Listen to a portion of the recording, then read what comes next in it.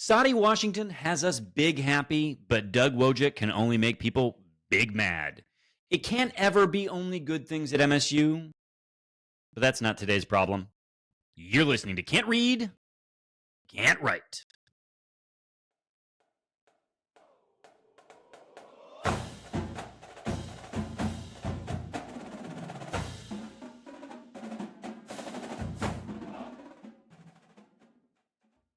Welcome back, everyone, to another episode of Can't Read, Can't Write, the podcast that proves Spartans can talk. I'm Mike Jones, joined as always by the guy who puts A in LGBTQIA, Kevin Greck, and the guy who accounts for all the rest of the letters, Alex Plum.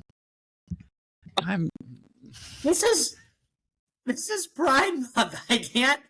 Yeah. Just because I'm not a lesbian. I mean, that's horrible. I'm not intersex. That's horrible of you to. I mean, it's just because, just not that it's bad to be those things, but that you would just call me them is flagrant. What are you driving? And I just before it gets worse, Jonesy, as the A in all of this. Yeah, thank you. Whether it's the old interpretation of that or the new. That's right. I have to point out you missed 2S, so I clearly don't care about our indigenous friends as That's well. That's great. Really appreciate that, our First Nations really people. So you're a disgrace, and I don't know what to even do with you at this point. That's right. That's good. It's really good. Been real. See you, folks. I quit. All right. Fine. Apologies to everybody? Yeah. Okay. You've offended everyone. There's no stone you've left unturned in your disgraceful conduct thus far. Yep. That's right. Good. Great. Wow. Happy Pride. I hate you. Did the so A much. ever... Plum, is that true? Did the A ever actually stand for ally? Is that I think that's what it. I'm pretty sure that's what it originally was. In there? No, I'm pretty sure A was originally ally, and then it was asexual, or maybe there was another A for asexual. Yeah, and then Canada got rid of the A. Dropped. Yeah, no A's in Canada. No, but 2S in Canada, but not 2S in the States. 2S for the discerning listener is Two-Spirit, because the Canadians have been much better at recognizing what they call First Nations, what we call Native Americans, populations, and the Two-Spirit community is more widely, I think, acknowledged or honored, maybe. So, there you go. And they've had their issues up there with that population as well. Impossible. So maybe highly unlikely. Highly unlikely that anyone has ever done anything negative with the queer community. So. Or the Native community. Pristine record. All right. We want to thank everyone for listening, and if we could ask a small favor, please share the pod with Spartans in your life. Rate, review, and subscribe wherever you get podcasts. Of course, you can follow us on Twitter and Instagram at Spartan_pod. And hey, if you are watching this on YouTube, please give the show a like and leave a comment below. Is there any other housekeeping? No other housekeeping, right? Nothing? All right. Let us... Greg, you wrote some things in this. What are we doing this week? Greenwall, Off Grand River, Twitter questions, competition, week 2. I'm rating this week, so it's going to be a bloodbath. Let's go. You'll never guess what's starting with your bike, by the way. Is that true already? Yeah. Let's roll. I'll let you know if it gets worse. We'll splice it together. I don't hear it on mine, for what it's worth. All right. Football commitments. We have 2. First up, Braylon Collier out of the great state of Ohio commits to us. He is a 6'1" wide receiver. Am I getting that right? Okay. I should have had his page up, but bad job, you. It's fine. None of these people matter until they've transferred out of the program, right, Plum? That's my understanding. That's correct. That's not a lie. Big-bodied wide receiver. Maybe someday you'll see him on the field. Statistically, probably not, though. Yes. But yeah, 6'1", 170 had offers from Give me the paper. Come on. your Max. But his official visits that he canceled for this year were to Iowa and Iowa State. Good. We got a UMass, and and then the MAC. That's it. The Mac and hates corn. That's what we know about Braylon Ew. Collier. Good for Okay, him. understood. Multi-sport athlete, apparently has not really participated in the camp circuit historically. So that's just to say that sometimes ratings aren't reflective of actual talent. But either way, this is a sort of your classic D'Antonio recruit, if we're kind of back on that track. 39th best player in the state of Ohio, according to the composite. Yeah. Okay. We made hay with that before. Yeah, we've had some success. Wet hay, even. Wet hay, even. No, that's the 39th best player in Wisconsin. But I like where your head's at. I like where you're done. Yeah, nice. Next up, Drew Nichols is a 6'5", 270 interior offensive lineman commit out of the sunny state of California. Cali. He is the 85th ranked interior offensive lineman prospect and the 99th prospect in the state of California. Had offers from your Arizona schools, your Arkansas, your Californias, Miami's, Minnesota, San Diego State, San Jose State. Don't forget SMU. your Boise's, the great state of Iowa or Idaho, as it were. And UCLA. This is actually a more fun peer group. It's the West Coast version of the MAC feels better than fighting for the MAC. Like that. Something about San Diego State, I'm like, I don't mind a win there. Feels better. So 24/7's got the new offensive coordinator, Jim Mahalchek, as the big recruiter of this guy. Offensive line coach, sorry. Jim Mahalchek as the recruiter of this. Where is he? Did he come from Oregon with Johnny Smith? He did. Yeah. And so I had Greg do a little research project because Drew Nichols is the composite 1,130th best player in the United States, which is better than the 2,000th best player. It's true, but is a bit lower than even the 3 stars that you'd like to be filling your roster out with. That said, I had Greg look up the starters for Oregon State over the last 2 years, where Oregon State was a 2-time Joe Moore semifinalist, which is for the award for the best offensive line in the country. And Greg, how'd that line look? So without just running down, that's what the people want out of their content, right? They want me to go through every Oregon State offensive lineman and tell you exactly what their high school ranking was. Basically, you're dealing with 3 stars at the tippity top, and it goes down from there. So we are very routinely hanging out in the 1,200, 1,600 range for these guys. That'll give you your 50 to 60 to 70th ranked prospects in the country by their actual position value. And that can go all the way down to the man himself, now in green and white. Tanner Miller came in 0 stars, fully unranked, barely even a 24/7 profile. So this is the type of recruit, actually, that Oregon State was out there making hay with that whole time. So, we'll see what happens. Talise, I'm probably butchering it, but Talise Fuaga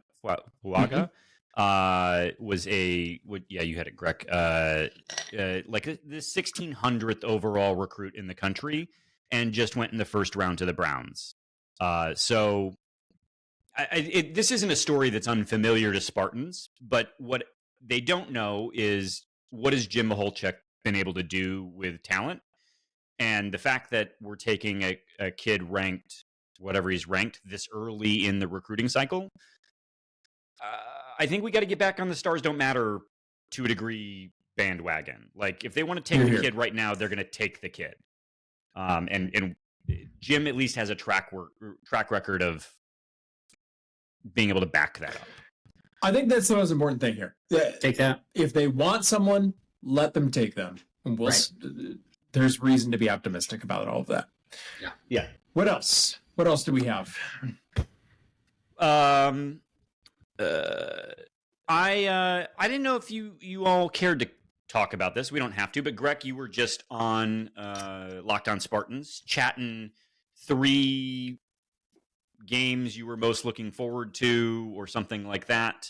It was hard to tell. I couldn't really hear you at times. Someone's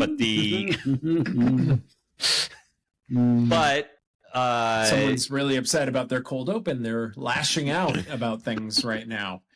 Interesting. Interesting.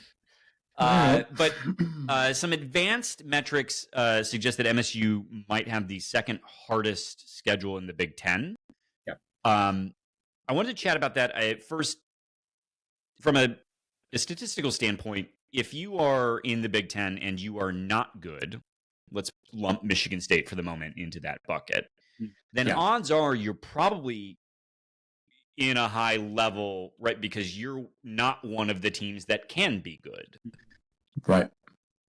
So you don't have yourself on your schedule is what you're saying. Right. Yeah. Like Ohio State's inherently going to play an easier schedule because yes, they don't have to play Ohio State. So if Michigan State back in 2013, 14, 15, like probably was amping up the metrics for other teams.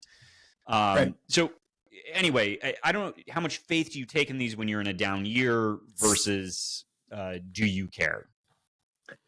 I don't care. And here's why. Yeah. Because it's very top heavy, our schedule. It's got Oregon on the road. It's got Ohio State. Like, it's very, very top heavy. It's got winnable games at the same time. And those are the ones in our current peer group that I am focused on for this season. Surviving those awful games, maybe giving us something to look forward to, maybe stealing one, who knows, but winning those mid games and regaining that spot in the upper echelon of the Big Ten. That's all I'm focused on. What do you think, Plum? No, I think that's right. Is this wrong? No, I think that's right. Nothing matters right now. I think the harder our schedule is, some of these things are going to be toss-up games anyway, because what is the difference between third hardest, fourth hardest, and eighth hardest? I don't fucking know the difference. It's all the same, really. Unless you have the hardest schedule in the Big Ten. I just provide this upside. So, and this is the opportunity to develop guys who are wet hay makers and see if they can win some games randomly. Here. Break some kneecaps and win some games, I always say. The old Jeff Gillooly school of winning football. That's a callback from last week. It would be interesting, too, to see whether now that we're moving into the 12-team playoff, if the strength of schedule starts to matter. Yeah. Obviously, for what our expectations are about an MSU performance this year, who cares, right? But if MSU was better and was rocking a schedule this hard, which, Plum, did you put a note in there that ESPN says it's the 7th hardest in the country? No, 7th in the Big Ten. 7th in the Big Ten, 19th in the country, according to ESPN's FPI ratings, their football power index. Oh, interesting. For what that's worth. Interesting. Well, by the way, something to to chew on. Yeah, think about. We didn't have this in the outline, but I added it because I thought it was interesting. We had been recruiting Abu Tarawali, player prep out of Minnesota.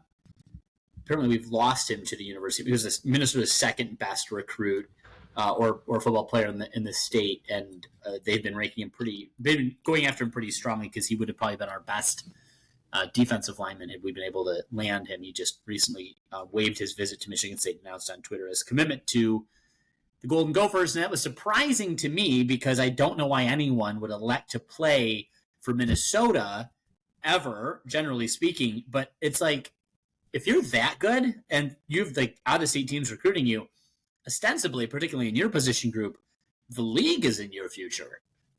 Does anyone go to the league from Minnesota? The answer's got to be no, right? We can't be bothered to look it up, but I'm sure the answer is no. I think they're all That's great. They're all focused on rowing boats right now. That's right. Good.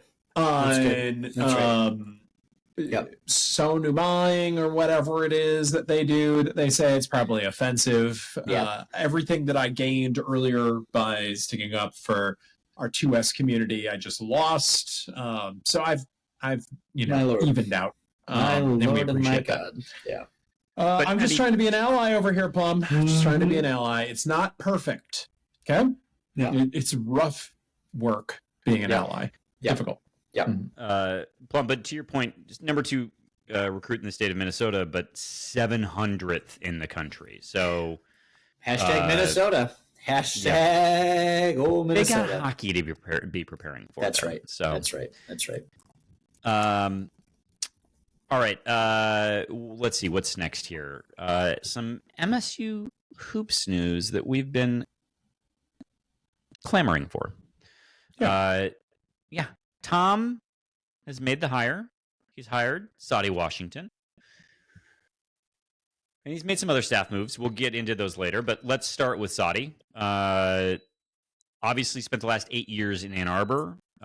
Father Stan, I think is his name. Like 30th all-time scorer in Michigan State history on the basketball team. Grew up in the Lansing area. And Saddi has, other than, having coached for Campy and then obviously Beeline and Izzo were close, but has no connections. They're all sort of dotted line connections to Michigan State. Yeah. So about as outside as Tom probably has ever done by way of hire.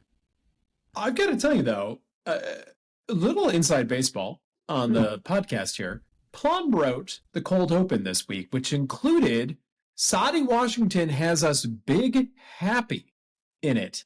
And I got to tell you, when I read that for the first time, or rather had it recited back to me, can't read, can't write, I was astonished that you put that in there. Defend yourself, sir. Where does this come from all of a sudden? Everything in life is contextually dependent. Okay, that's the first thing. And you should know that about me by now. And being that as it may, very nuanced. Nuance is key in all of Alex Plum's opinions. It truly couldn't statements. matter both more and less. This big happy is exclusively in comparison to the feelings I felt, the fact that Doug Wojcik has still not been blasted into outer space without a protective helmet or oxygen supply. I'm not sure that Saddi Washington means anything to me in a vacuum by himself, but like space. But there are certain J6 insurrectionists who I would prefer over Doug Wojcik as the assistant coach, associate head coach, whatever the hell his inflated title is now of this basketball program. So you'd rather have the QAnon shaman there Correct. on the sidelines That's what I'm than saying. Doug Wojcik. That's Okay, right. gotcha. More upside, I think. Demonstrably true. Greg, how are you feeling about Saddi? So we've talked about this before. We knew that Saddi was one of the names in consideration. I think perhaps the most exciting thing about Saddi Washington is the recruiting upside. If you look at who he's been involved with at U of M, it's really the biggest names in recruiting that we've seen from them over the last several years. You got your Hunter Dickinsons, your Kobe Buffkins, your Diabates, your Caleb Houstons. Basically, everyone that program was excited about as a recruit came in by way of Saddi Washington. And I have to imagine that that's what he saw. Kind of puts him right in the top of the recruiting ranks here at MSU as well. Not that recruiting really matters the way that it used to. It's been bad. Other factors, also true. Or that it's been particularly bad. Tom Izzo does seem to need to get out on the road quite a lot, and he'll continue to. Yeah. But it'll be nice to have someone else kind of get involved in all of that as well. My only questions, and this is, I guess, where I'll get serious for just a moment, is, what did Sadie Washington see, and when did he see what he saw at that program in Ann Arbor? How do you continue to coach there idly standing by while you watch Juwan Howard abso-fucking-lutely run it into the ground? Had he been putting out feelers beforehand? Was he like, I'll go coach in fucking Hoople, North Washington Dakota, Community College right? Center. Like anywhere else, this is not tenable. I haven't, and I don't think we will spend any time going back to survey news articles, but my God, if there are any fucking puff pieces about Juwan Howard with Sadie Washington playing to fucking let me carry the bag for you, sir, that will not age well for him because, well, obvious reasons. So I don't know. I think I will be honest. I hate that there is a Michigan person entering our coaching rank. I get that he has more background and allegiance to Michigan State for any number of reasons than he ever did to Michigan, but you didn't have to take that job, my guy. You never had to take that job. So just a note on the subject of that athletic department, his bio is still up and active on the U of M athletics website and in the present tense. And one presumes that that's because the FBI doesn't allow anyone from that athletic department to use computers anymore. So I think that's probably evidence to suggest that is the case. Anyway, that's nice. That's good. Jonesy, anything that you want to say on the subject of Mr. Washington? Well, he also, the bulk of his experience at University of Michigan under both Beilein and Juwan Howard. Less with Juwan, but with Beilein was coaching bigs. And it sounds like he and Austin Thornton, per dear friend of the LSJ on his podcast, said they'll be coaching the bigs. So that means, everyone's HR nightmare, Doug Wojcik, will no longer be doing that. I don't know what associate head coach means then. Hopefully it just means zero contact with players, but I think it's fair to say a new voice in that room will be a good thing. And Sadie Washington has worked with very productive college centers.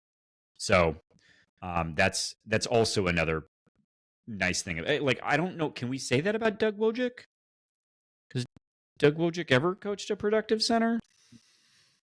I mean, it's been rough for a few years now at MSU. That is for sure. I just don't know what he did before. So I'm sure some historian listener will be like, yeah, he, blah, blah, blah. But no.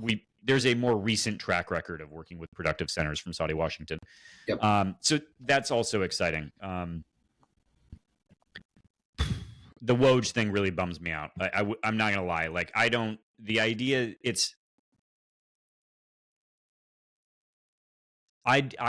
know what Tom can be looking at from the perspective of actual production that we've seen from him in this time.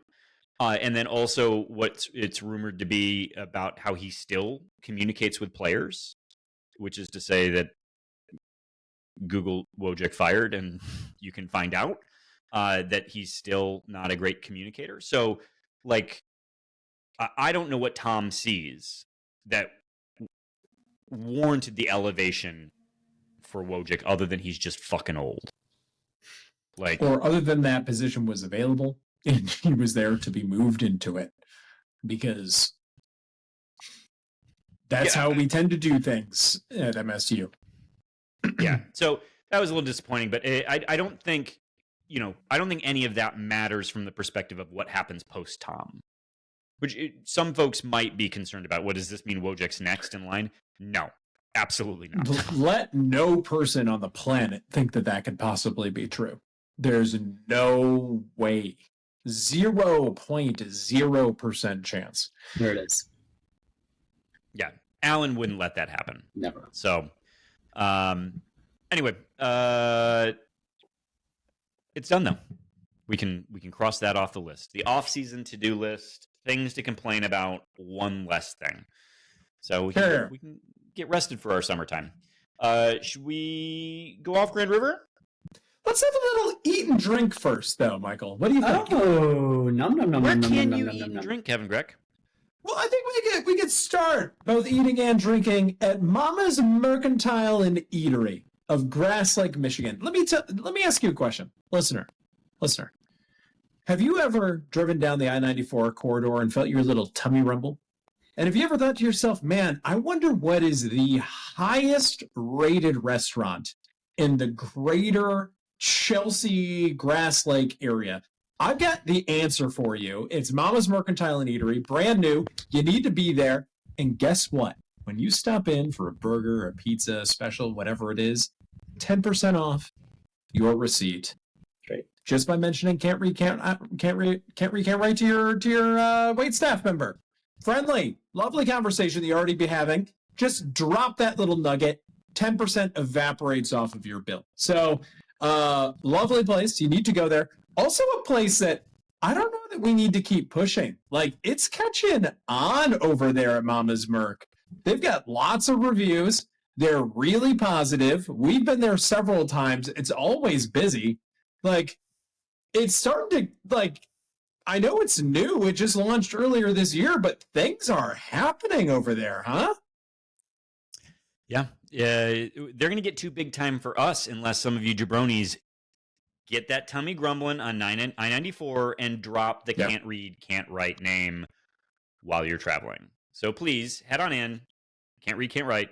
10% off your bill. And do check out the back patio. It's fantastic. What are we drinking tonight? I am drinking a nice can of Brit Sparkling Rosé because, like any LGBTQ member who has dinner at Mama's Mercantile, 80% off your bill if you bring your own sparkling rosé. So, is there a corking fee at Mama's Mercantile and Eatery? Yeah, well, it's 80%. It's 80%. Yeah, it's kind of it's a weird thing, but they do say Happy Pride. They do say Happy Pride as they're corking it. Yeah, it's nice. It's a kind of good ring to it when you pop the cork. So, Jonesy, what do you got? I've got the Misunderstood ginger whiskey. It is really fantastic. I've had it before. I've mentioned it on the podcast before. Cannot recommend it enough. I wish only that I had a little bit of club soda to pop in here for sort of a grandpa's ginger ale, if you will. Oh, grandfather. Yes, but grandfather. The Misunderstood ginger spice whiskey. Check it out. All right, noted. We popped a 2-liter of Rock and Rye over here at the house this week. Yeah, there it is. I need a drink to go with that. Yes, and maybe we put some real rye in that Rock and Rye. A little Redemption High Rye Bourbon from Straight Bourbon Whiskey. And it was lovely. Little real rye rocking for you. But now that that's done, we're having a Sparty party. So quite the day that we're having over here at the house. Yeah. Sounds tasty. Not going to lie. All right. Let's head off Grand River. Grech, you've got this one teed up for the folks at home. Yeah. This crossed my desk today, and I thought it was kind of interesting. The NC State Wolfpack men's basketball team has filed a lawsuit against the NCAA, and you might think everyone else is doing that, right? Why is this newsworthy? It's not this NC State Wolfpack men's basketball team. It's the one from 40 years ago that won the national championship with Coach Jimmy V. You've probably seen the clips of him like run around on the court after the buzzer beater or whatever it was. And I thought, like, why in the world are dudes that played 40 years ago suing the NCAA now? And there's a little excerpt from the lawsuit that I thought I'd read out. For more than 40 years, the NCAA and its co-conspirators have systematically and intentionally misappropriated the cardiac pact. That's what they called that team because everything needs a name. Yeah, because they were like, they won just by the skin of their teeth a lot. The cardiac pact's publicity rights, including their names, images, and likeness associated with the game and that play, reaping scores of millions of dollars from the cardiac pact's legendary victory. Scores of millions of dollars, I think, is one a little over the top and too exaggerated. But it did get me thinking, because my first thought was like, when does this end? Like, truly, you guys, this is dumb. This was forever ago. But it got me thinking, like, the NCAA does get to just play these games in perpetuity forever for free. The Big Ten Network gets to play the Big Ten's greatest games.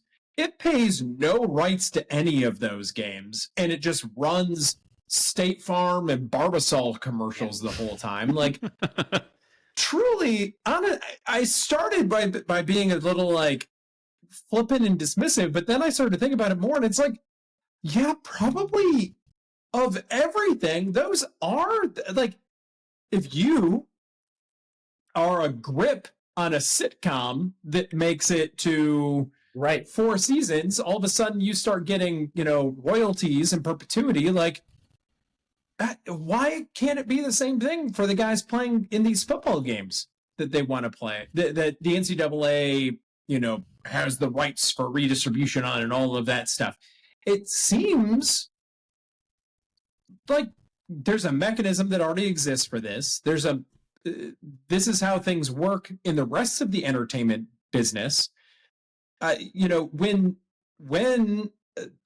whoever it is, Jack Ebling or dear friend of the podcast, Graham Couch, like goes on those Big Ten Network shows, I imagine they get a little scratch for that. And the thought that the players don't get anything when the Big Ten Network's playing that game in prime time, like, they're the whole reason that the only reason Ebling is getting on that show is because of the thing that happened that the players did. Right. Yeah. I think there might be something to it. Maybe one game, like, I can't tell you anything that happened in this game. Most of the clips from this game that I see is Jimmy V running around on the court, and it's like that. But maybe there is something to this idea generally that if we're going to play these old games, if they're worth playing, it's because of the conduct of these players in those games. Yeah. And they should get some kind of royalty for that. That seems fair. Don't you guys think? Yeah. But I do think it's also fair to say, yes, 1,000%. Is it scores of millions of dollars? It is not. Like, you will hear from plenty of actors, writers, directors, producers of TV shows that, like, yeah, my $10 check came. Yeah. Like, Yeah. And so be prepared, right? That you're not, Kevin, you are not wrong. That is absolutely correct. It is what happens everywhere else. And I'm almost certain that the NFL CBA has the Players Union authorizing the redistribution and giving the NFL those rights. And they probably get something in exchange for it, not in perpetuity, but while they're in the league, right? So, yeah, absolutely. Bonkers. Good on them, frankly, for pushing the issue. I do wonder what that... I mean, it seems like, again, completely agree. Those weren't the rules then. I mean, part of this is that they just, those weren't the rules when we had an agreement, we had an understanding, that's what it was. Yes, it was manipulative. Yes, it was abusive. Yes, they absolutely robbed us blind. I mean, at what point? Because this is the thing with, and I hate slippery slopes as much as the next guy, but at what point? I mean, you've got to renegotiate everything, and maybe that's what they should do. Maybe ESPN should just get rid of all of the old content and it's only new. But there's another downside to that, because ESPN's not going to be willing, I have to guess, or whoever is going to be unwilling to negotiate these rights with the Cardiac Pack and with every other pack of whomever for whatever thing from now and past 40, 50, 60 years. It's never going to happen. And so if they stop doing it, the loss is, to NC State in this example, the pride that comes from being part of the Wolf Pack and being proud of the Cardiac Pack and all that they achieved. And one could look at us and say the same thing about Steve Smith or about Magic or about all the stuff that Michigan State trots out all the time as part of its history, because Michigan State's not going to do anything if it makes money off of their NIL either for those guys. You know what I mean? Like, so there is another way to quantify that loss that I think teams and their fans, and yes, ESPN is horrible, but you let that genie out of the box and it affects everybody. It's not just evil corporate ESPN and Disney. It is also those of us on this side. Though I would say I don't disagree with you, Plum, and I think it's also fair to remember that when they played, it was the money hadn't gotten crazy yet. That's right. Yeah. In college athletics. But if your target is not, say, the NCAA and the schools, but instead is all the rebroadcasting, right? The Big Ten network is a different target than the Big Ten. Right. Like, so that I think is a more intriguing. You have a high quality target for your victimhood than attacking the institution that you played for. And you're right. Back then, it was more of a bargain for exchange. The consideration was more fair. Yeah. You got a college education. You got to play. Like, the money hadn't gotten crazy. Yep.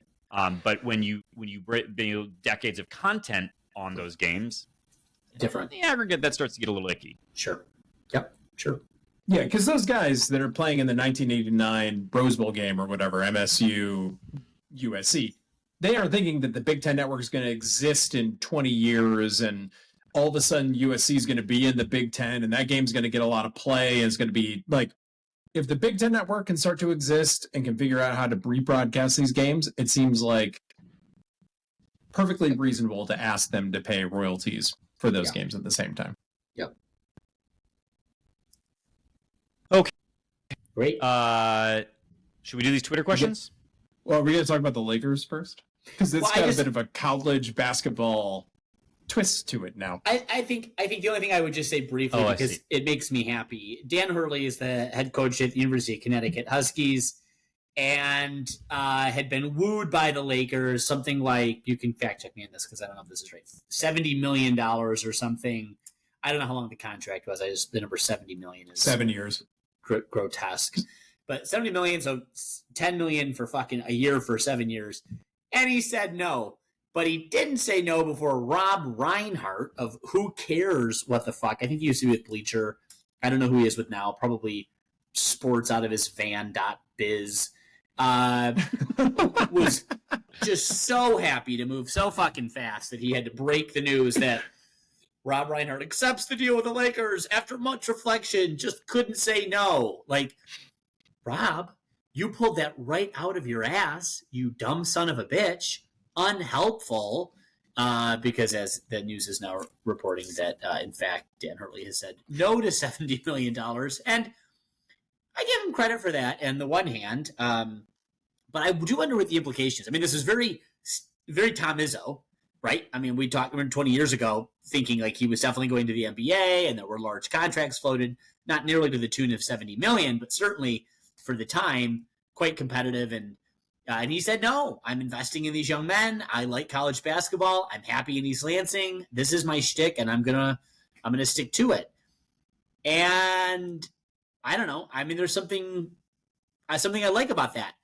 The flip side is, I don't know. And this is, I guess I'll just be complaining here, but it feels very much like we're quickly running into and away from amateurism and into something like semi-professional basketball within the NCAA. And if what we're managing now are basically salary caps in the form of NIL maxes and managing money out of collectives, etc., shit, I'd just fucking rather go where the rules are clearer and I know the rules are just, they're established. I know what I'm dealing with, and it's a guaranteed 70. I mean, so I was a little surprised just because I think, I love what he's, I think, trying to probably signal. But my God, like, college basketball isn't what it was when Tom Izzo said no 20 plus years ago. So I guess that's my point. Well, and I guess, you bring up sort of the wholesale making up of things, the chase. Is this a good a time as any to talk about Hondo being back on the beat? Oh, that's good. Rob Reinhart, the Hondo of the NBA. There it is. There it is. Plum, I think you're seeing that exodus in college football to the NFL for the same reasons you talked about. And there's just more jobs there, right? Right. Those staffs are so massive that you're seeing more departures. But I don't think you're wrong. So also on this subject, if we're going to bring up Hondo, we also have to bring up just the Lakers as an organization right now. Like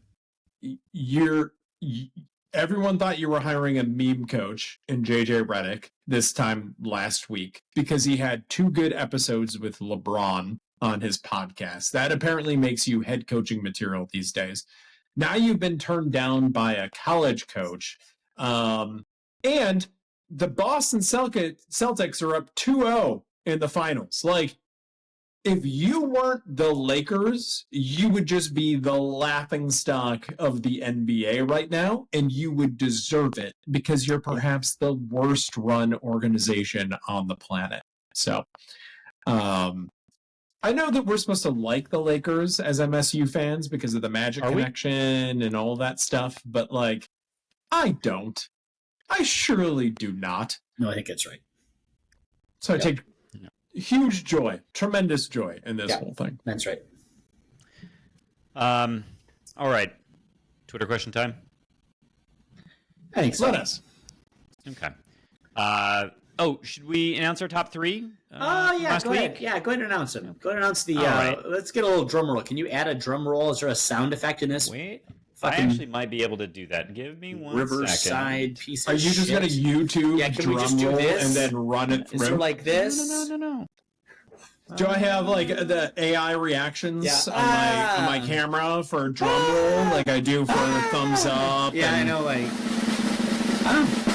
there it is. Wow. Right Great. on time, too. Right on cue. No need to wait.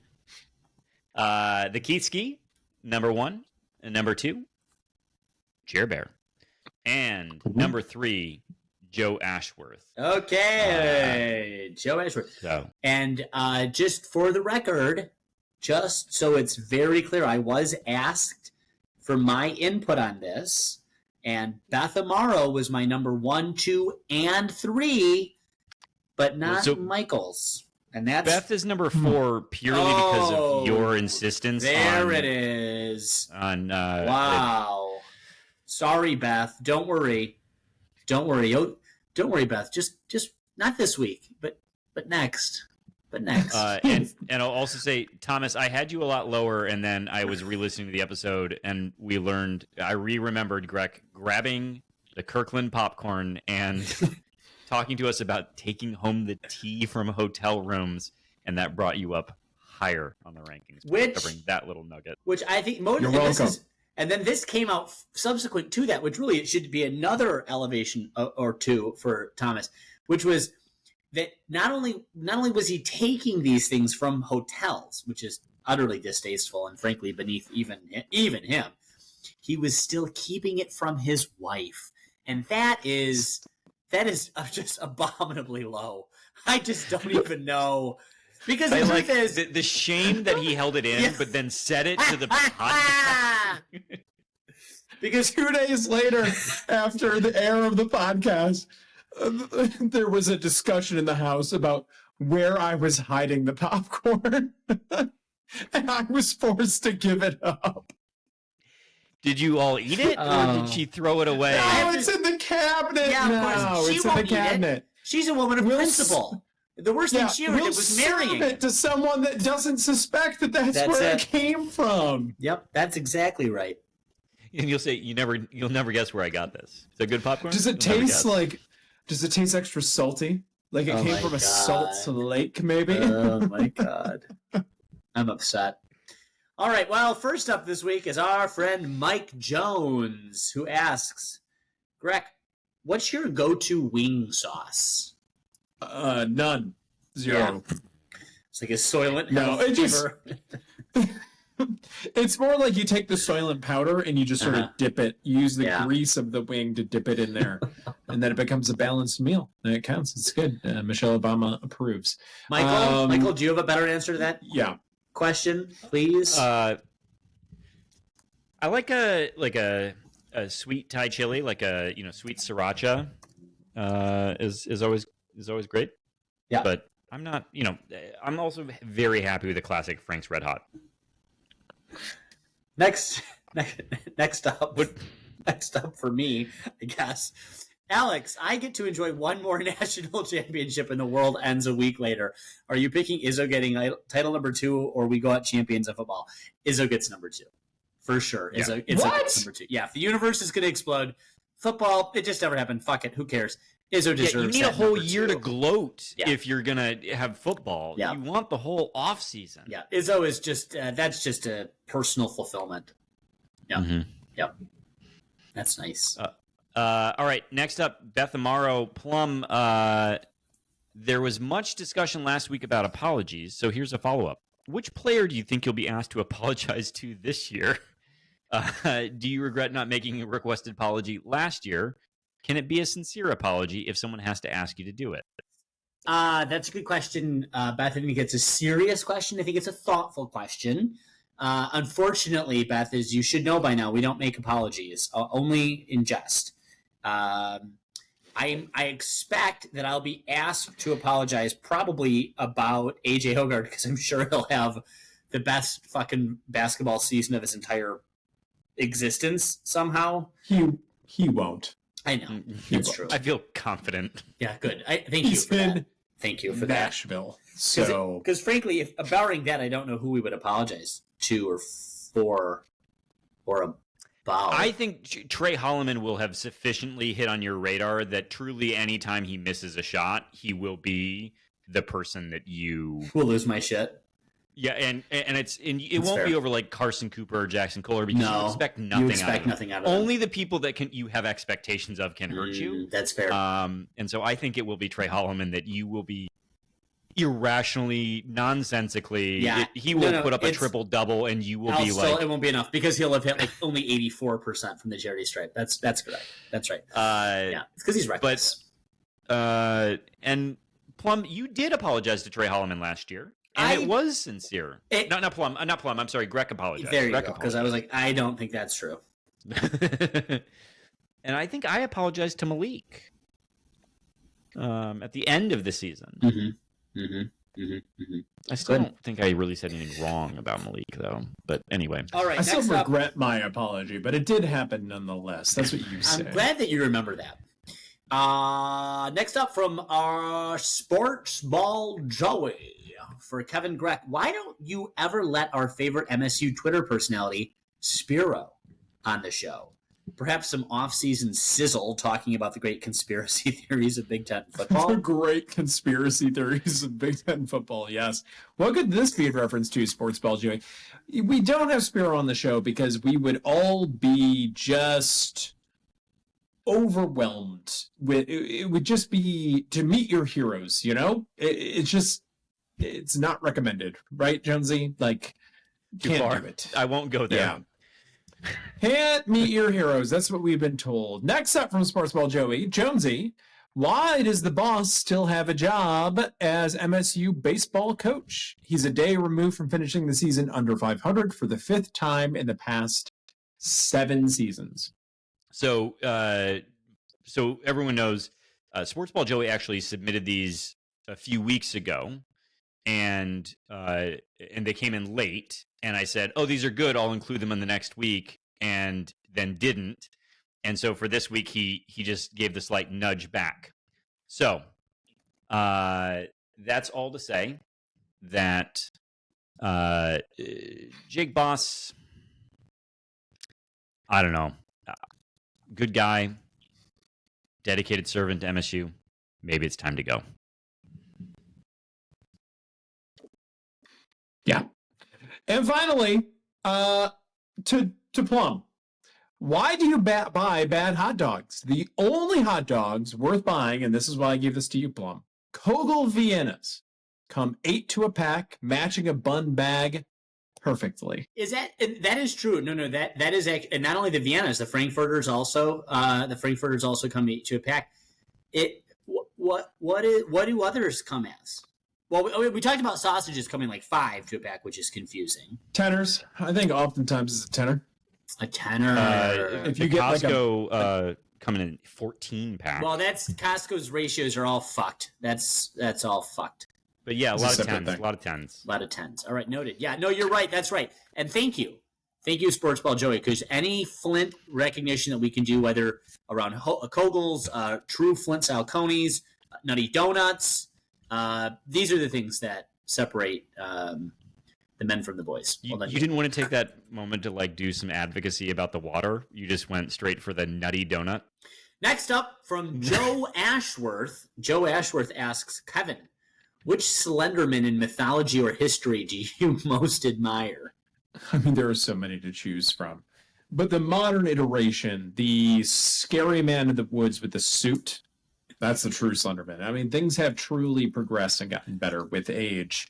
So you're I buttoned will up choose right now. that Slenderman as my Slenderman. Yeah. Yeah, my jacket's in the closet over there. Next up to Michael Jones. What is your favorite Jones-themed song? Me and Mrs. Jones? Mr. Jones by Counting Crows? I'm not gonna lie, I am a big Mr. Jones fan by Counting Crows. Great song. It's a good bar karaoke song too. So, and Plum. What's your favorite stone fruit? Has to be the cherry, I think. Has to be the cherry. I mean, I like plums. They're great. I mean, they're fine. Peaches, when they're in season, are great. Nectarine. mm, Oh, really? you never get a Interesting. really good in-season nectarine. There's always too much firmness to a nectarine, whereas a good in-season peach, a ripe peach, just melts in your mouth. But a Northern Michigan cherry, you could just eat them by the fucking handful. You know, so good, so tart. Love a tart. I will fruit. say a plum for me is actually probably the answer. Cute. Kate Wall. Pandering. Yeah, Have you pride? Kate Wall asks of Michael, who will be this year's annual recipient of the MSU basketball foot injury? Kate, I think you should come in last for this reason and this reason alone. That you might have just willed this into the universe. And we're all about a good LOL here, Kate, but it is Yep. Moneyball's approaching and there is not an injury.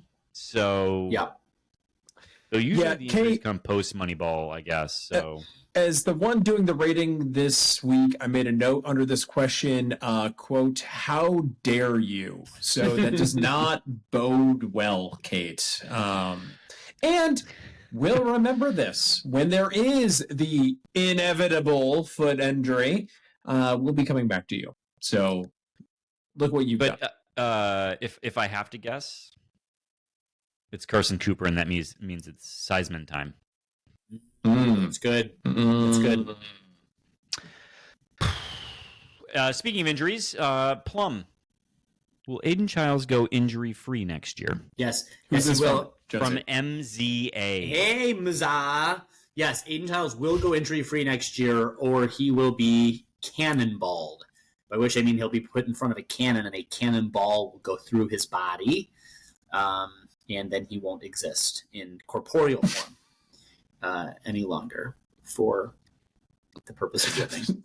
Those are the two. The pendulum truly will choose one, One or the other. Fully injury free. We or don't reduced make to the pink rules. mist. We One of just those we two just things predict the will future. We just predict the future. I hate to say that to everybody who is his family, particularly if you know of any underlying chronic conditions that he's battling, because that would be unlucky for all of us, I think, most of the point.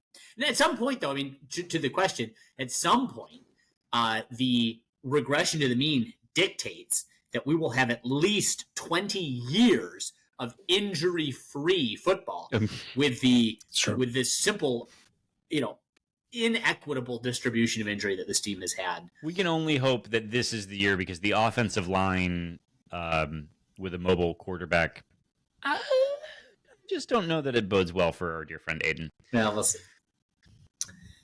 We shall see. Next up, all right. from Spartan 18770 to Jonesy, does Moneyball give Spartan fans unrealistic expectations of the players and how well the team will perform in the upcoming season? I think it depends on what the player is doing at Moneyball. Mhm. So we've been victim to, can AJ Hoggard shoot a three? Well, kind of, but not really, is what ended up being the case, despite what happened at Moneyball. That said, last year, I don't think there was any hype about Jackson Kohler being able to shoot a three. And what we've learned is that had he not been injured, he was actually greenlit to shoot the three last year. So, and that would have been a far more dynamic offense than anything that we ended up seeing. So, I think it depends on what your archetype of like what a player should be. And so you want your guards to be able to shoot threes when they have not been able to shoot threes. So, like, are we going to get overhyped about Jeremy Fears this year and his shooting ability because he's working on it? Yes, we will. Like that. Don't believe that, particularly when the player said he's at 90% right now. So, do you think that's true for the football team as well? Because that's how I read the question. Do they play in Moneyball? Yeah, they have at times, I suppose. Coleman played in Moneyball, I think. Oh, sort of the I annual meant the broader sense of what we mean by the concept of Moneyball. Sorry. Oh no! I think the harder thing with football is that no one knows, right? So what ends up happening is you have folks that either are sort of self-proclaimed insiders who are doing the literal job of hyping dudes up, right? Because they've got to sell subscriptions to their websites. Or you have dumb carnival barkers like us who are projecting enthusiasm. Or you have even trusted journalists who just don't know. And if you really pressed them, would probably tell you, I don't know, but are asking you the questions about, will such and such be able to do that this year? And then it turns into this whirlwind of collective fan narrative of like, well, this is what's supposed to happen next. Yeah. When the reality is that humans are flawed and we're Spartans, so we're always disappointed. Like, I don't know. The next up from Spartan 18770, Plum, will the football team be more run or pass reliant on offense this year? Pass. I think it's got to be pass. I don't think we have real competence in the run game, though I'd love to be wrong on that. I won't be. And you're going to see Aiden Childs. If there's any run game, it's going to be Aiden Childs avoiding tackles that would result in a cannonball, life-ending season for him. So missed scenario. He missed scenario because he got too optimistic on those legs. No, I think listen, the guy's he can pass, he can throw, he's got a good arm. He's got mobility to get out of the pocket, so I would expect we would see that put to use. The question, of course, is can any player catch the ball? And, God help us if he can't. They can't. We can't. I would actually, in case anyone's curious, Jonathan Smith and his offensive coordinator were 60-40 run pass. In which the is scrimmage or what? No, like at Oregon Just State. Traditionally at Oregon State. Yeah, so which is a heavy run. Yeah, because normally you get in the 50. You're in the 50s to 45. But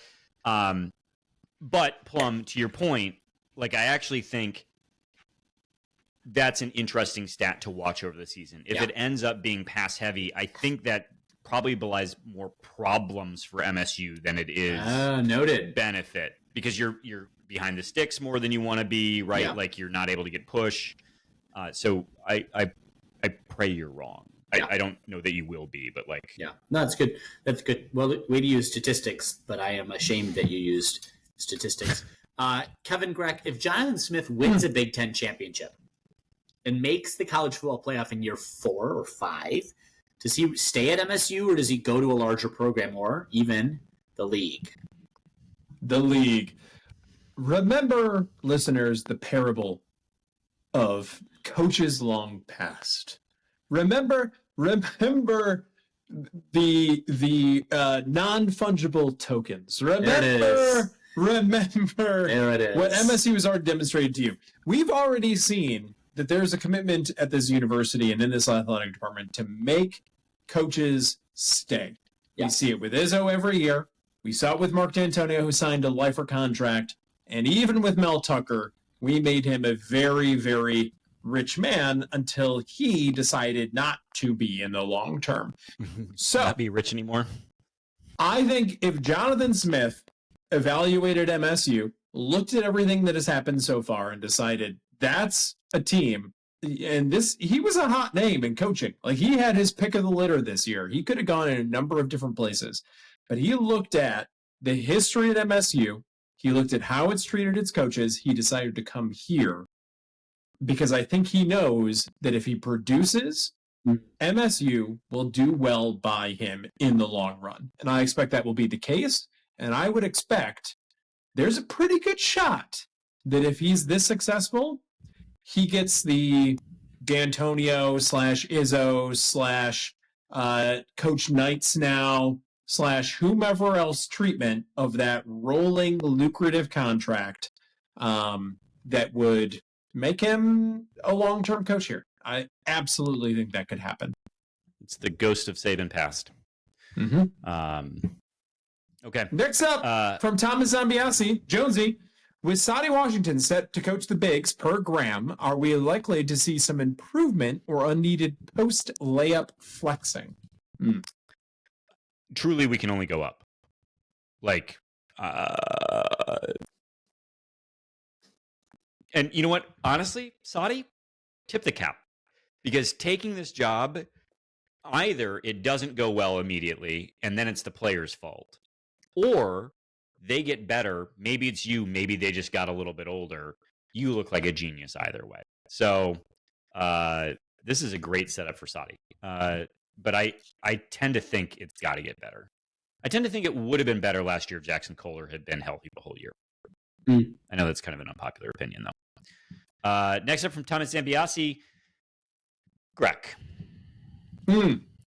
What's your longest running bit? And it can be either for the show or in general. If you want to answer both, I'm sure you know them both. The problem is that I can't separate myself from the bits anymore. There's no clear indication of where the bits end and where I begin. So I've lost track. Like, it's lost to the midst of time of like, what's a bit, what's real, where are we? That's right. So guys, what do we think is the longest running can't read, can't write bit that we've got? And I got an answer, but you're not going to like it. That's the best kind. It has to do with a scissor lift. I do love that. Is it a bit though? Can it be a bit if it's actually factually true? just referencing a historical fact. Something that And we're happened. the only ones still carrying the flag for that. That there might be some accountability someday. Someday. I don't know that there's a podcast in the world that mentions Tony Paul more than we do. I don't think that's a bit, fair. but It's good. I don't know. We haven't done a not a sponsor in forever. That's true. That'd have been a good thing. I don't know. I mean, we talked about wet hay multiple times on this podcast. That one's 3 years old now at this point. That's true. It hasn't died. It referenced I this mentioned it episode. today. Yeah. So there's some things. Pride Month. The That's listener, a couple episodes now. Me as a listener guest, Obviously is a joke. Yeah, Kind of that's kind of guest. kind of a bit, kind of the truth. So again, like, I don't. Is it a bit? Is it real? I don't fucking know. It hurts. It deeply, deeply hurts. But I don't know that matters. That's the best kind of bit. That's essential for a bit. It is essential. People have to not like it. If someone's not crying by themselves, it's not a bit. It's not a bit. That's good. No, that's right. I think it's fair. True comedy. Yep. Good. Good. That's good. All right. All right. Next up, Jess Sip. I've been delinquent in my questions lately, and I don't know if you take late entries for the competition, but here we go. Jess, I'm going to count this as a question. We do. Which MSU basketball player, let's say from 2010 to present, would be most likely to get in trouble for gambling on their own games? Alex. God help us. Oh, Lord God. Let's. I know. I'm like, yeah, I don't know. From 2010. You think Josh a man of God is going to go into a house of sin like that? If I say Adrian Payne, can I? Because he's dead. Is that bad? The first names that came to mind are unfortunately the one that's deceased, and also the one that is a murderer, and also the old murderer. Yeah, not good to be a murderer, or for that matter, the one that's an abuser. We could also throw him into the mix just because they've shown us her character. I just thought, and again, rest in peace. But Adrian Payne's the whole shtick with the little girl that died, Lacey or whatever. It felt like a shtick. It felt very much like I've been betting on my team, but if I really play up this heartwarming story, you won't find this other thing. Listeners, I just want you to know that Alex Plum doesn't respond to the comments in the YouTube channel, so that's not the place. It's at Plum Alex on Twitter is the place to direct any comments about that whatsoever. No. and each one with Happy Pride. I promise, because I have to respond to them. It's for the algorithm. Do not. I promise I'll respond to them with a limerick. So. There we go. About how Adrian Payne ignored me at Gladys Knight Chicken and Waffles in downtown Atlanta in or about 2014. So. What? Oh yeah, I think if you make this up, it's maybe the most offensive thing that we've said on the podcast. No, that literally happened when he had gotten signed by Atlanta. He came down and was with this huge retinue of people at Gladys Knight's Chicken and Waffles, where I was with a friend from out of town, and my friend Jeremy, who is also an alumnus, played in the Spartan Brass, and I was like, "That's Adrian Payne." He's like, "That's definitely Adrian Payne." And on our way out, we were like, "Hey, Adrian, just letting you know, man, go green. Welcome to Atlanta. We're glad you're here." And he just stone cold looked at us. He's like, nah, man, that ain't me. That's my brother. And we were like, okay, well, go green anyway. And then we just left like, yuck. It's my brother? Yeah. And like all the people were just like laughing. And then one guy was like, yo, dude, that wasn't right. And I was like, yeah, it wasn't right. How mean. So anyway. I saw Kirk Cousins at the Lincoln Memorial after he got drafted. Oh. Did you say go green to him? Washington. Did he ignore you? All he had to say was go white or just thanks, dude. We were clearly leaving. We weren't trying to get an autograph or anything. So it is. And even if you were, truly, we need to look at the genealogy of the Payne family. Does he actually have a brother? It was him. I mean, it was fucking him. Like, okay.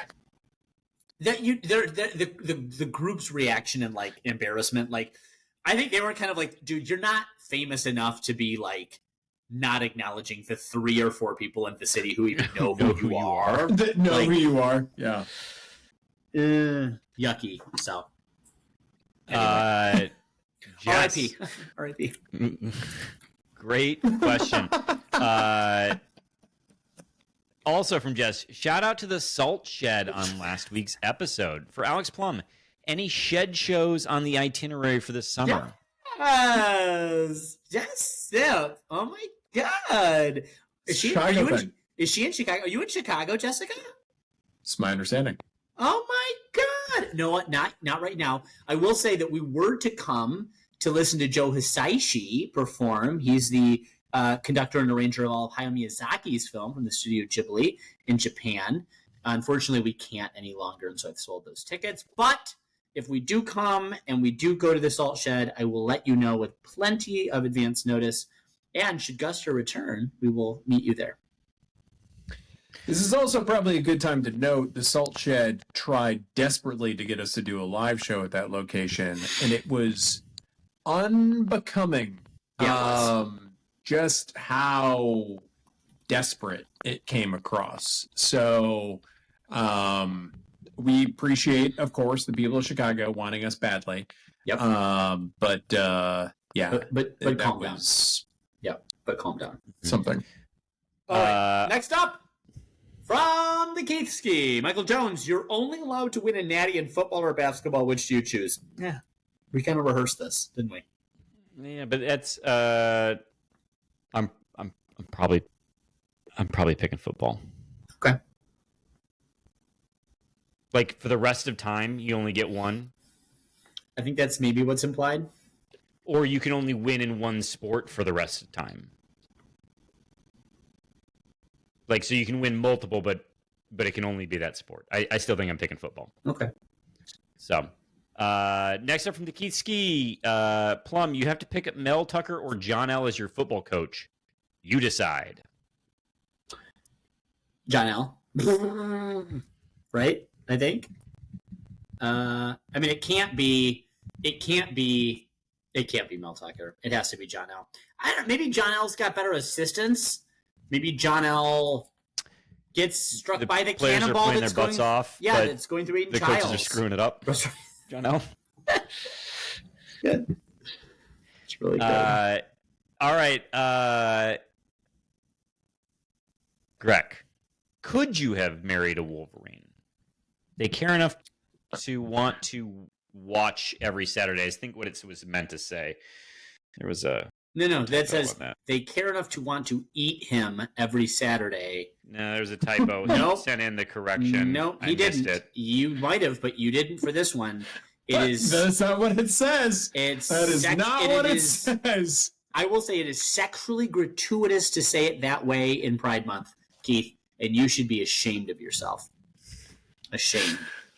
I think we need to just move on from that because of in observance of Pride Month, of course. Thank you. As an ally, I think that's the least I can do. The missing A. Well done, you. Next up, JD, instead of awarding the assumed grandiose cash prize to your question champ, can you just buy, funny you should say this, buy Greg a new audio? Kevin, why don't you tell them what the cash value of new audio would be to get better than what you already purchased? So here's the beauty of this. Are we in the scores of hundreds of dollars? we spent a grandiose cash prize to improve our audio, and yet here we are. And believe it or not, Greg is blaming it on the Mac and not Windows. Good. That's good. And that sounds right. Yeah, Tim Cook has really Mac's let that... notoriously bad for creating. Yeah.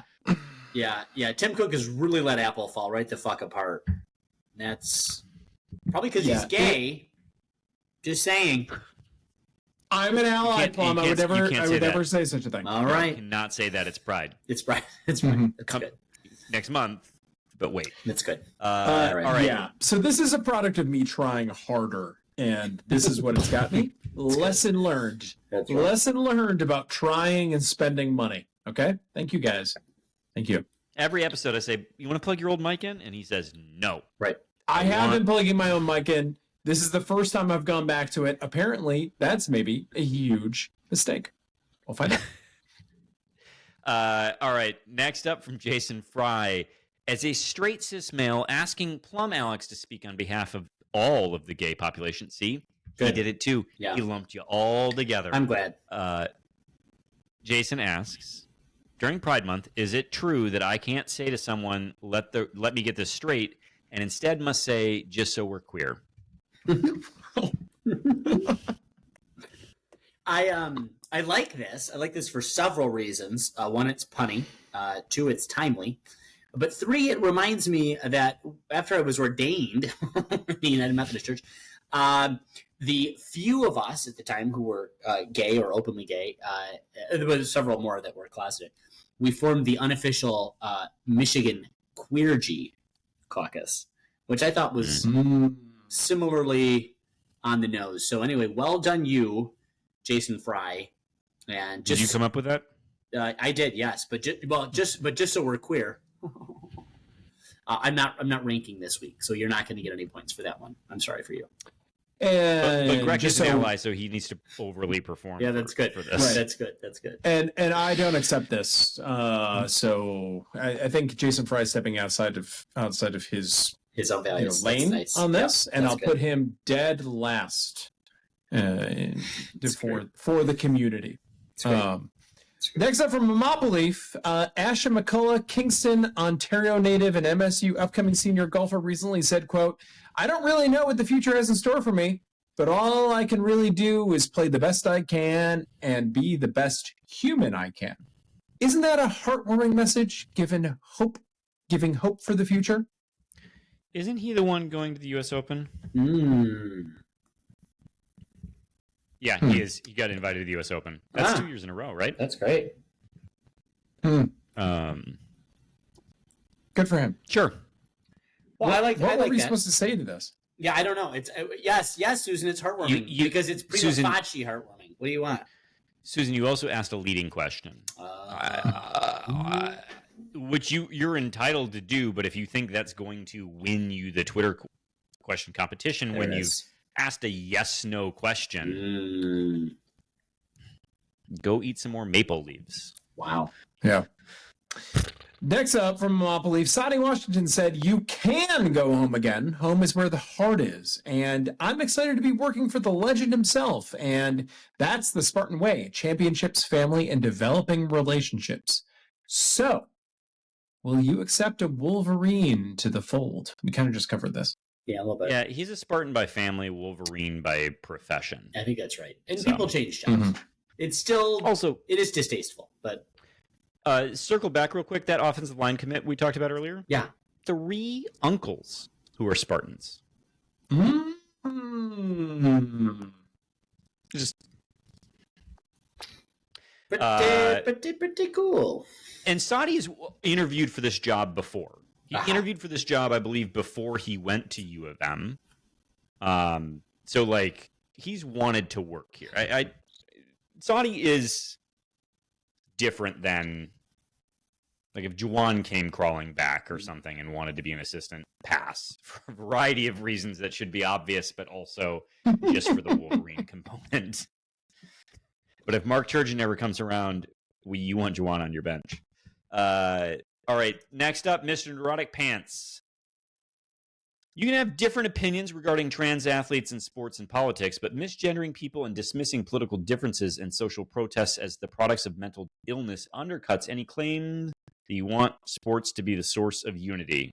P.S. Clay Travis used the word woke more than any civil rights activist I have ever heard. That's 5 years behind the times. Plum. Well, that. I mean, who can disagree with Raymond on this one? I think that's all self-evidently true. Clay Travis is a boisterous blusterer who should be cannonballed, probably. More to the point. So, yeah. Okay. Great job. My issue is with Mike Jones, who sent this to Plum during Pride Month, and not me, the ally here. That's It's right. like making Plum speak for the whole community again, as he's done multiple that's right. times over the Only course of this Keefsky. podcast. Yeah. That's right. Or no, Yeah, who was it? once- You don't Oh, Jason. Once Only is Jason Fry. fine. That's right. Only Jason Twice Fry. is fine. That's right. That's But right. here we are Sometimes again. sometimes being an ally means you need to shut up and let other people take center stage. And it's offensive that you want to speak over the gay man on the podcast who's more than capable of speaking for himself. You, sir, how performative, overly eager. You want the It's Tony offensive for being that an ally. It's offensive that you require him to speak for the wider community time and time and time again. And I think it's just, I What's think that maybe wider it's community? time that we made a change It's working. to the host of the podcast. My plan to sow division. to sow division is really finally coming to life. It's I'm your beginning to think that homosexuality maybe- that divided us. It was. It always was. It always Plum would have hacked been. into my mic for Pride and Yeah. and messed right. with it in Yep. such a way, Yep. messed with the what's the I promise if you keep talking, the audio will get better. The gain? Yeah. Did I mess with your gain? Is that what I messed with? I hope it was your gain. mess with the game, Yeah. mess with the compression. Yes, that's what I wanted. Thank you. Next up from Mr. Neurotic Pants, bringing out a coach from Michigan is like using someone else's wet towel, but if Izzo makes it work, then I'll dry off with it. Honestly, that is a great example. I think that's about as well worded as you can get on it. It is distasteful. It is icky. It's gross. But it could do the job. It's not to say that it can't do the job. It could do the job. No one's going to prefer it. No one's going to option it. If there was anything else out there, you'd probably go with it. But it could do the job. So, yeah, It's interesting. I like that. Last question from Mr. Neurotic Pants. Do you indeed not know who won the first questions contest? Grooch, when Sheehan asked you about MSU baseball, do you not know from whence that question came? He used Wentz. Hashtag co-producer. Mm. Mr. Neurotic Pants must have won the first one. It's possible. Mm. But to be fair, he wasn't Mr. Neurotic Pants then. He was then Raymond Chains. And that is, I think, worth the pass. Mm-hmm. Wow. Next up, Upper Deck Jerk Guy. What East Lansing bar did you spend the most time in, and why? Barrel. Yeah, it was the Barrel for me, for sure. PT's or the Riv. I don't know. I don't know which one it is. Yeah. I think probably the Riv for me. But the Barrel, right in there. And Crunchies would have Crunchies. been second for me, yeah. Yeah. I spent more time in Harper's than I ever wanted to, but that was just because Tara worked there. I don't know if I've ever been in. Yeah, good. Don't go now. Yuck. Yeah, you're not going to be at this point. that- Next up from Mr. Yeah. Mr. The Upper Deck Jerk Guy, will Fiddler be a program savior? Jonesy. I don't know that you can have a program savior when you're making the tournament every year. I mean, we're unhappy. We Sure. want more, but like Sure. savior. Yeah. I think he'll be a good player here, and hopefully that good player leads to a run, is a contributor to a run in the tournament. Right. And you're in the mix, and who knows what happens. Yeah. That's what I'll fair. say. That's fair. I think that's right. Last Upper Deck Jerk Guy, Plum, of the three of us, who smells the best? I don't. Do Plum either of smells you? like plums. Yeah, I do smell like plums. My plums smell like plums. Do you? I don't wear a cologne unless I'm like going somewhere fancy. I don't wear cologne as like just a normal part of my day. Do either of you? I would think you might, Jonesy. Not not anymore. I work from home. That's why I've really stopped. I do deodorant. I put a body spray on. Then it might be you. But- It might be you. It might be you. But none of us smell offensively, and that's what's important. No. Much like this podcast, or unlike this podcast, Unlike wherein this we podcast. offended many times. Me in particular. Everyone. Again, I want to apologize to the LGBTQI population. Plum, to you. I'm sorry. Thank you. And then And- to the A's. And to the A's, and to the Correct. two I S's. want to- Yeah. And all And of to the the two S's. S's. that Yep, are there. of course. Yeah, don't forget that. Second Mhm. time. Two for second time that you forgot the two S's. Yes, again, I didn't write the cold open, to be clear. But anyway. This will be the longest running bit. It might be. Can't Yes. read, can't write. Yep. Goodbye. Go that's right. green. Go See you white. folks later. White gentlemen.